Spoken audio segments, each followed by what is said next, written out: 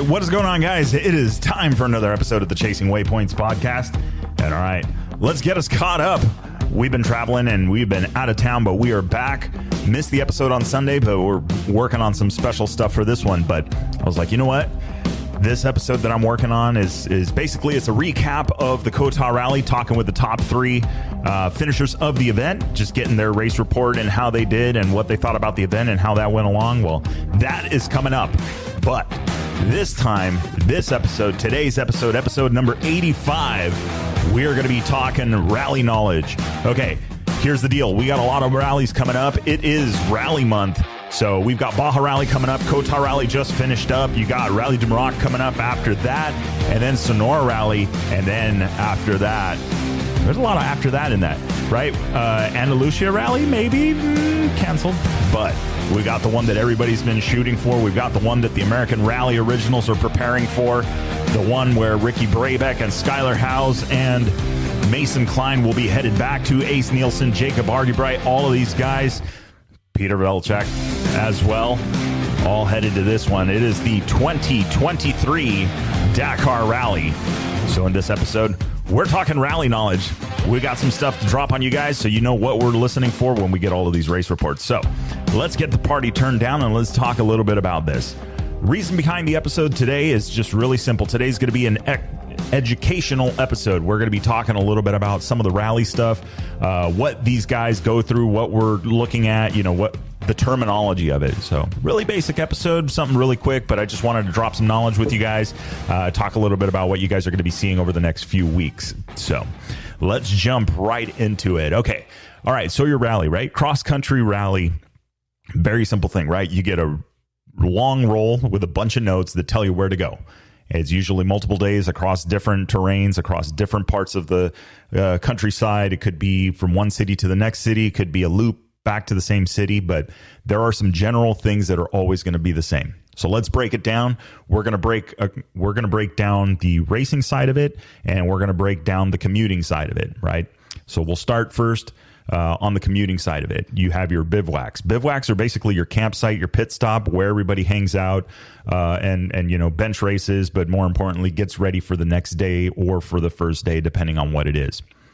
Very, very simple. Those can be remote bivouacs, so out in the middle of nowhere, no services, everything is just contained, or they could be held within a city. They're going to have an area where they cordon off. That's where the pits are and stuff like that. You could go to the hotel, depending on where it is, or if it's in the middle of nowhere. Factory teams got motorhomes, the Malamoto guys. So the guys that are doing it all 100% without a big factory backing and their own mechanics, they're doing everything themselves. The way this rally originally started, like for instance, the Dakar, that's it. You got your tent, you've got your gear. That's it. You got to do all of it. So that is Malamoto class. And then there's basically the rest of it. But anyway, bivouac, right? That is your campground. You're going to be hearing that a lot, coming and going from the bivouac or in the bivouac or whatever it may be, but that's generally what they're referring to.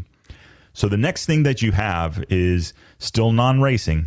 This is it's considered part of the event, and it is a mandatory thing that you must accomplish mile-wise or kilometer-wise, is going to be the liaison.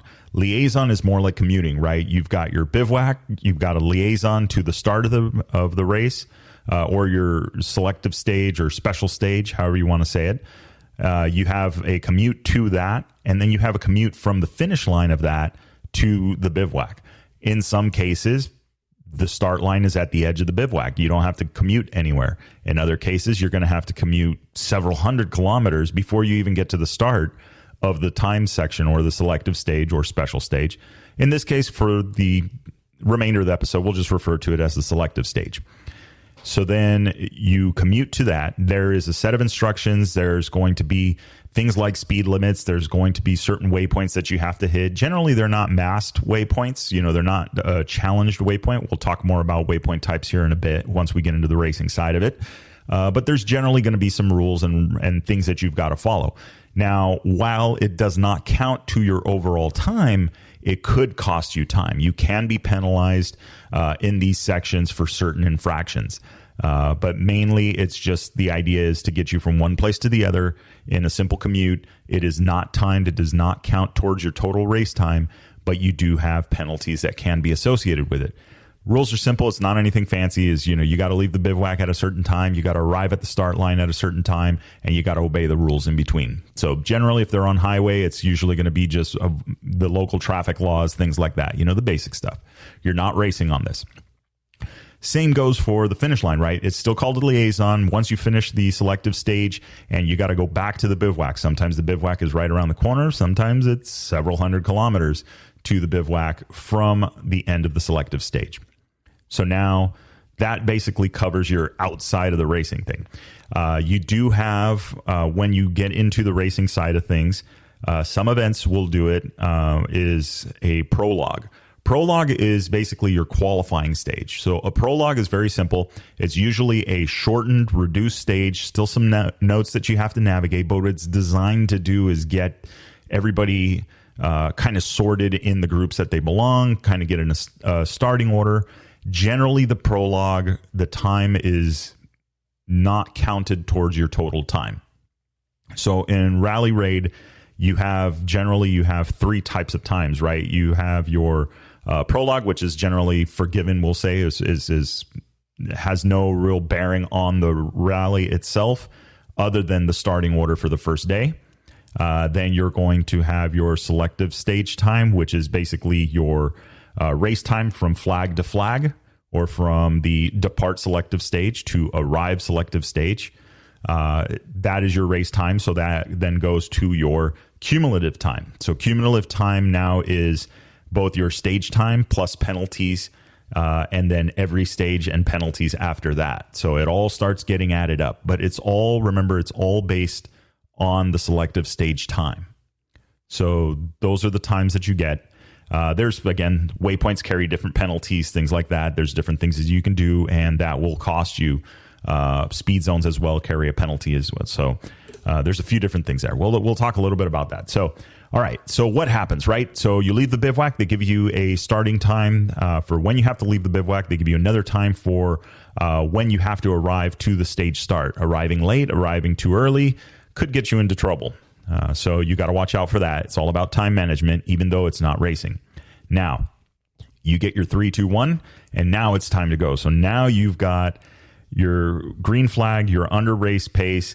You're going to be navigating the course, and winning a stage is simple, right? It's collect all the waypoints in the safest and fastest way possible. That's how you win a stage, unless something. Hey guys, what's going on? Super quick break in the podcast episode. I hope you guys are enjoying.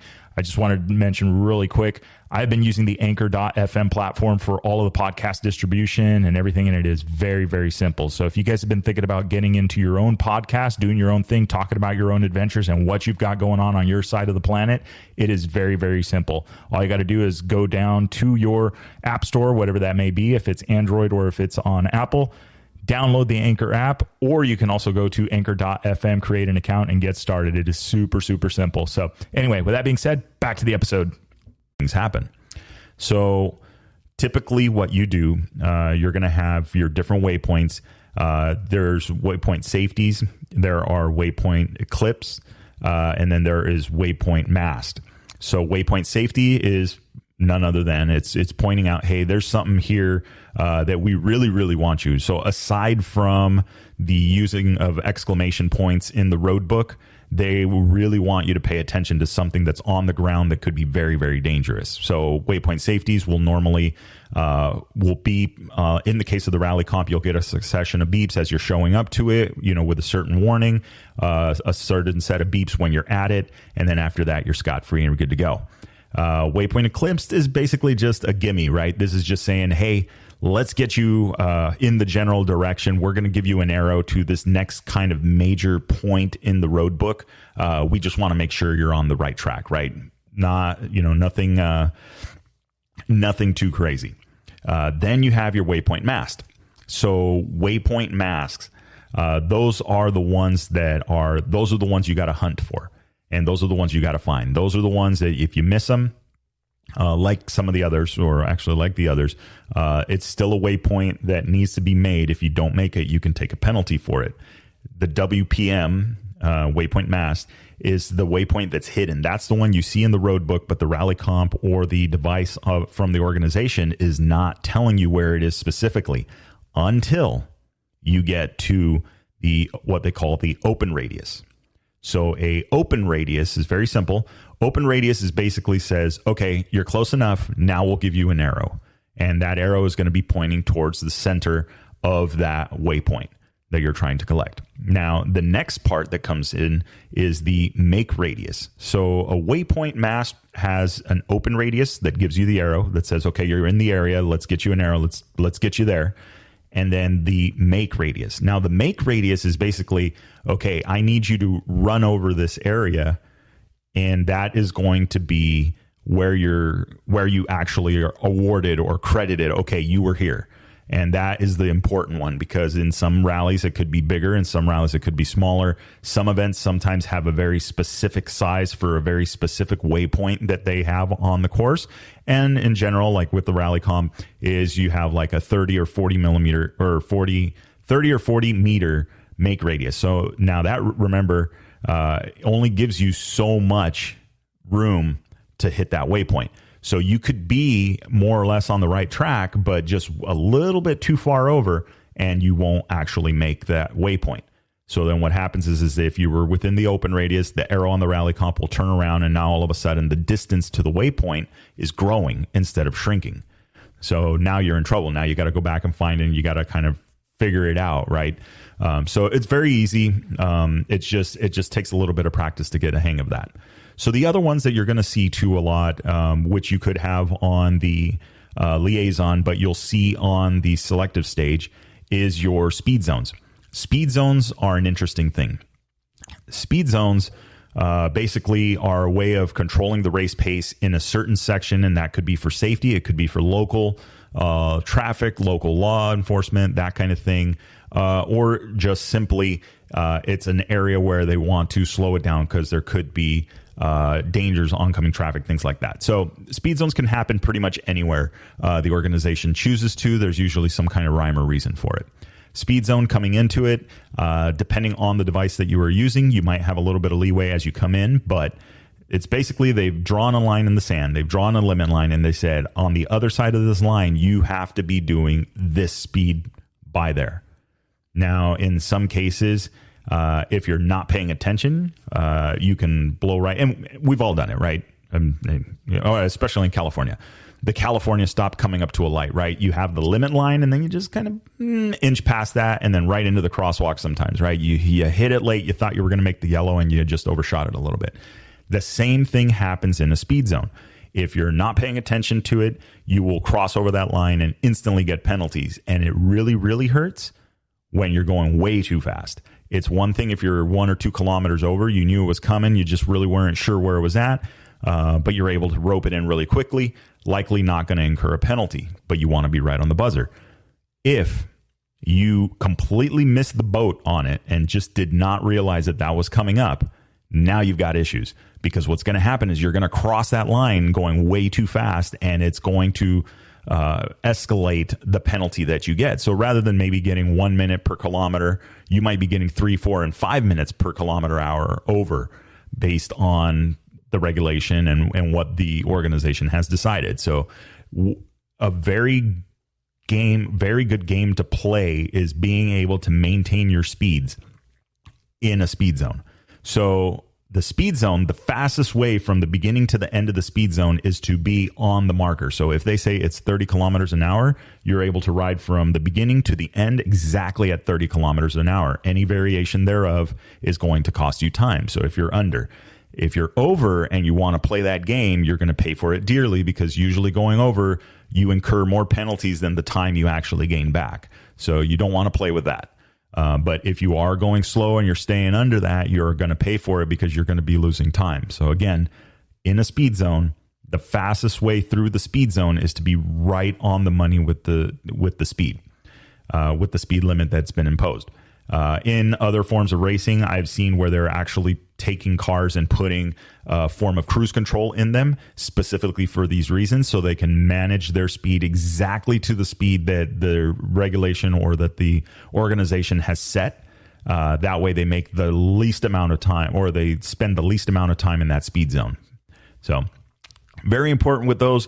I mentioned that a lot. We talk a little bit about that on the speed zone stuff. because on the next episode where you guys are going to hear the recap from the Cotah Rally, speaking to the 3 different racers that took the top 3 at the Cotah Rally here in 2022, you guys are going to hear about speed zones because that is very, very big deal with them.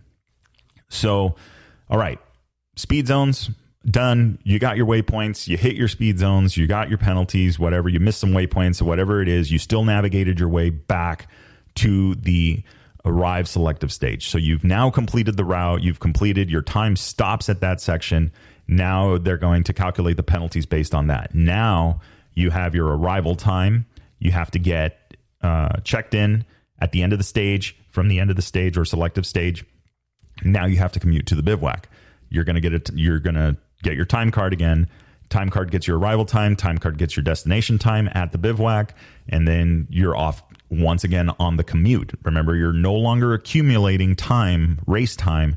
You do have to complete the kilometers, but you are able to you can get penalized depending on the infraction in that section, right? In the liaison. So very, very important. So once you're done with that, you're back at the bivouac. Depending on what kind of team you're on, you're either getting your massages, you're getting some food, or you're getting ready to tear the bike apart. You're going to be doing your own massaging, and you're going to be doing all the stuff on your own if you're more of a Malimoto style competitor. So depends on the class you're running, or if you're running on a supported team, things like that. So that is the basic layout of a day in rally. Right. There's more intricacies, there's more time management, there's strategies and things like that. So let's talk a little bit about the things that we actually get to see in these stages, right? So let's go back to some of the previous Dakar rallies and some of the things that we've seen and noticed and why they become an issue, or why they are significant in the stage, in the selective stage, and how they contribute to the race. Well, first of all, something that they've been working on a lot is the dreaded Dakar swing, or whatever they call it. So the Dakar swing is an easy way to describe it. This happens too in prologues. Is generally rally is all about time management, and the person that opens the stage, which is the first person out, which is usually the previous day's winner, has no tracks to follow. Now, why is that a big deal? You have a map. Well, when you are the one that has to lay down the first track, the next guy doesn't have to be as accurate with his navigation. You don't want to stop navigating altogether, but you don't have to be as accurate, especially if you know the guy in front of you knows how to navigate. Now, the third guy in line now has to be a little less accurate, or can be a little less accurate, and then the fourth, and then the fifth, and then the sixth.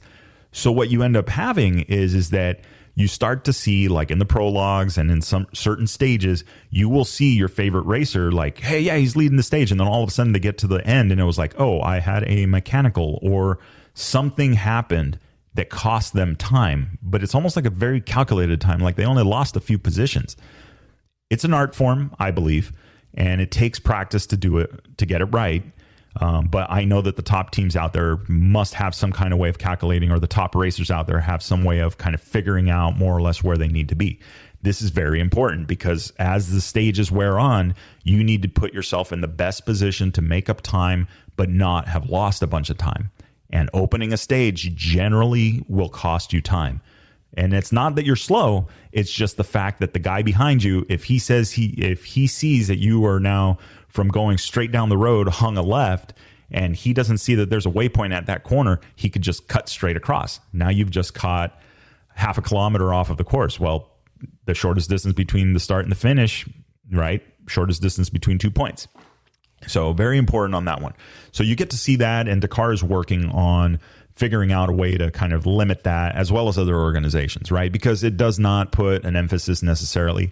It penalizes the racers for doing good by having to start at the beginning of the pack or at the front. So there's some stuff there. So they're working on that. Okay, so let's move on to the next thing you're going to see likely. And this is usually, especially going into the Dakar this year, previous years, you get to see a lot of what they call HP navigation, or horse piste, or now known as off piste, OP.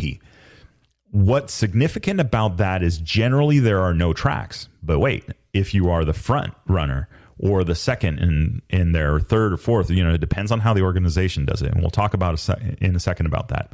Is now there are no tracks whatsoever. So there is no road, there is no dirt road, there is no faint trail, there is nothing. You are out there bushwhacking, doing your thing. HP navigation costs you time when you deviate from that path, right? If it tells you that your cap heading, right, your compass heading has to be 320 degrees, you have to stay on 320 degrees. You can vary a little bit, but you always kind of have to come back to it. And it's going to give you a distance, right?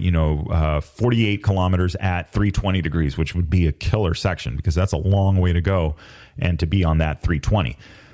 So that is what makes HP navigation difficult, is because there's generally no tracks to follow and you have to kind of be on an arrow. You have to be focused on what your cap heading is.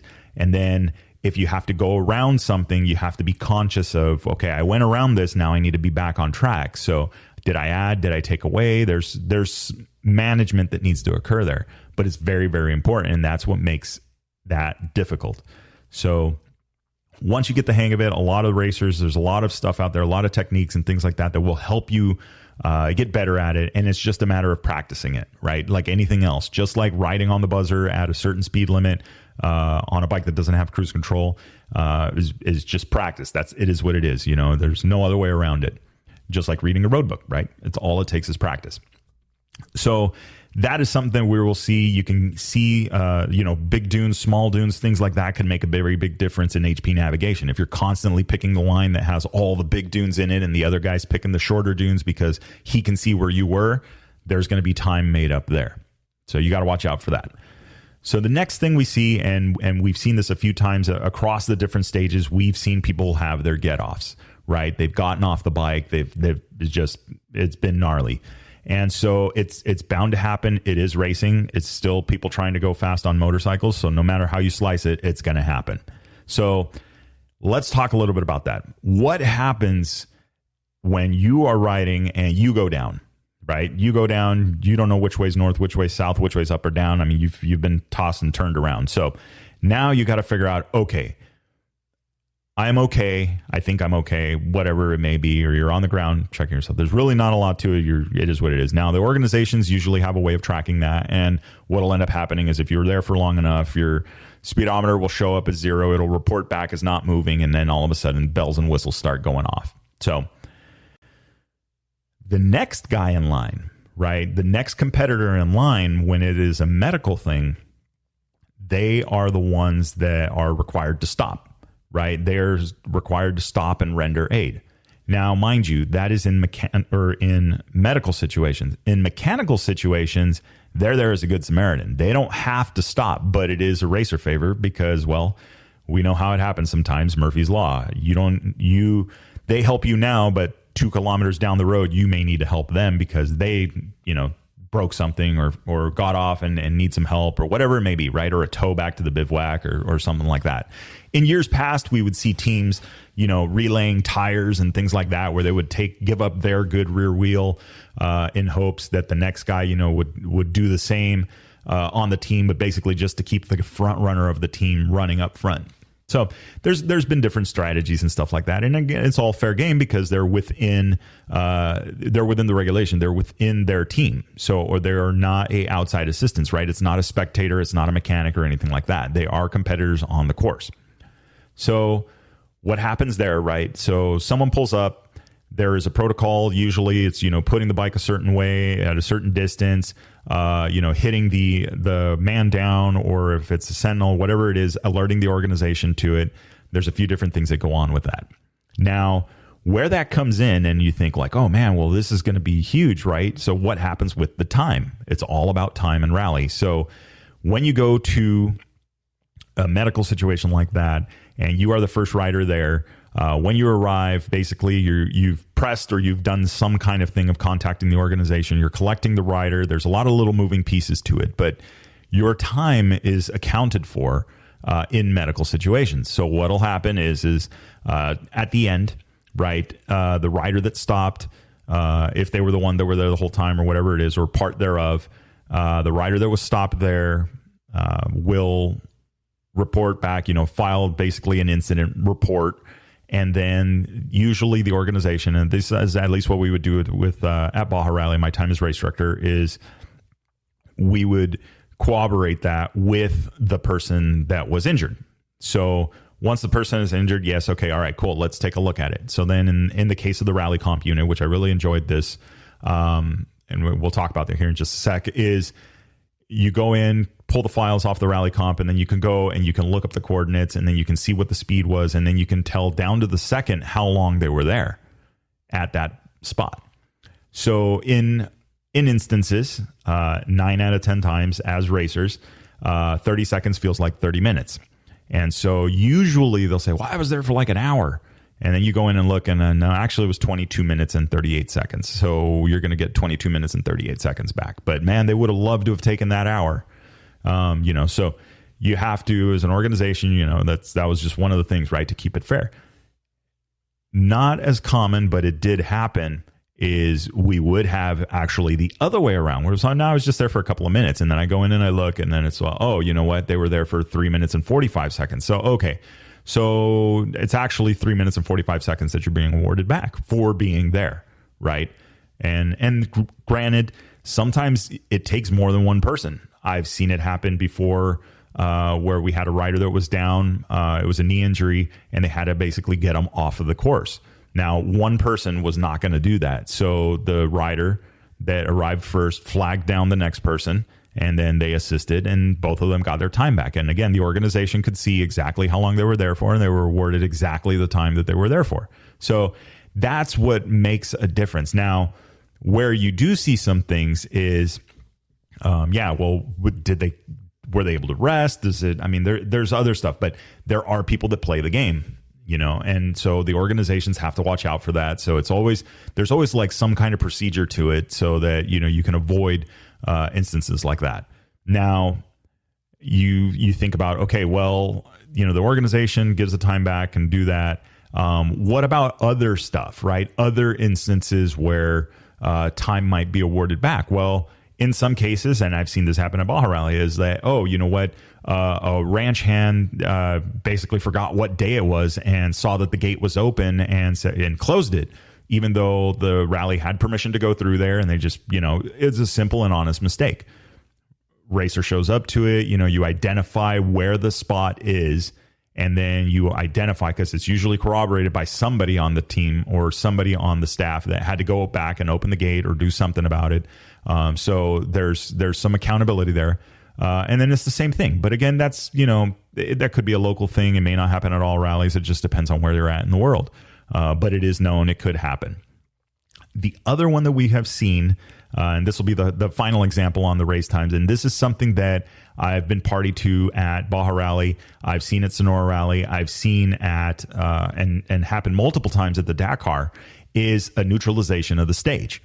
So what that basically means is, okay, something went really sideways, and we are going to have to stop the stage. Now, at that point, it's like, well, wait, not everybody's in the same spot. Generally what happens, and this is where it hurts, is the organization will say, okay, well, everybody cleared this waypoint by this time. There could be, they could set a time for it, that they were running behind or whatever it was. There's other calculations, but generally is, okay, at this point, and like Dakar last year, like it was at a gas stop.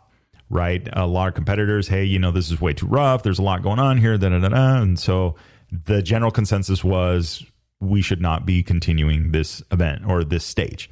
So what happens is they decide, okay, well, everybody made it through the gas stop, so that's where we're going to stop it. Or the race is to the gas stop. The new finish line is the gas stop. Well, that's all fine and dandy. Times get calculated to that. But there's something very important. All of the fast guys have already gone a further distance. So they've already ridden an additional 50 kilometers, an additional 100 kilometers. They've already risked getting lost. They've already risked getting injured. And now all of a sudden it was for nothing. So that one is where it hurts a little bit. It stings a little bit. So now you got to turn around and say, okay, well, what are we going to do? What are we going to do about this? And really, generally, there's nothing you can do. I mean, if you called the stage, you said this is where it's going to end, that's where it's going to end. And now you're going to have some racers that are going to be irate and others that are going to be thankful. You can't please everybody, but it does hurt, and it does not bode well with the guys that made it past that point. Amateurs or professionals, doesn't matter, right? You put in an extra effort that the guy behind you didn't have to. And so that makes it a little bit difficult of a pill to swallow.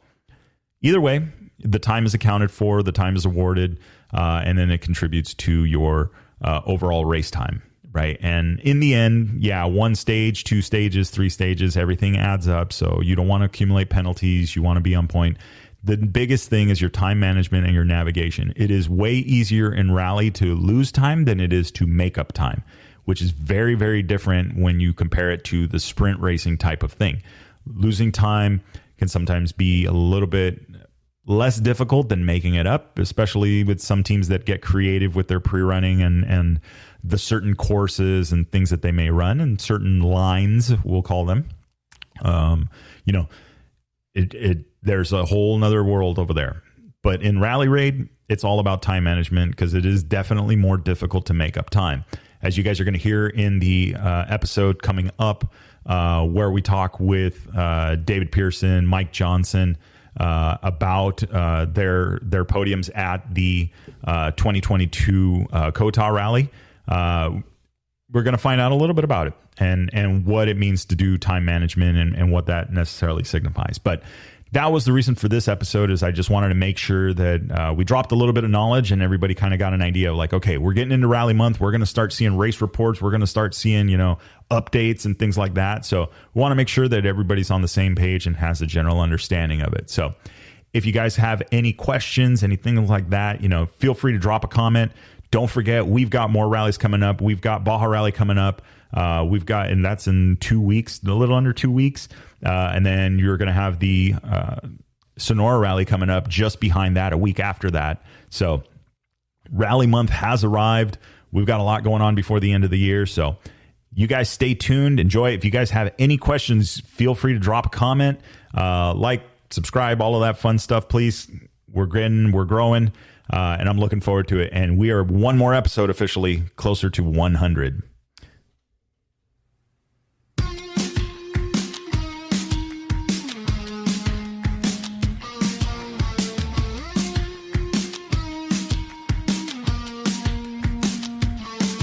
All right, that is a wrap for the Chasing Waypoints podcast this week. Hope you guys enjoyed the show. Don't forget to like and subscribe if you like what you heard. We are available on Apple Podcasts, Google Podcasts, and a bunch of others. Also, follow us on social media. You can find us on Facebook under Chasing Waypoints, Instagram Chasing Waypoints _official, and of course, the YouTube under Chasing Waypoints. Hope everybody has a good week. We will see you guys for the next episode. Remember, shiny side up, and don't forget to tag us. We want to see where you guys are riding and what you guys are up to. Have a great week.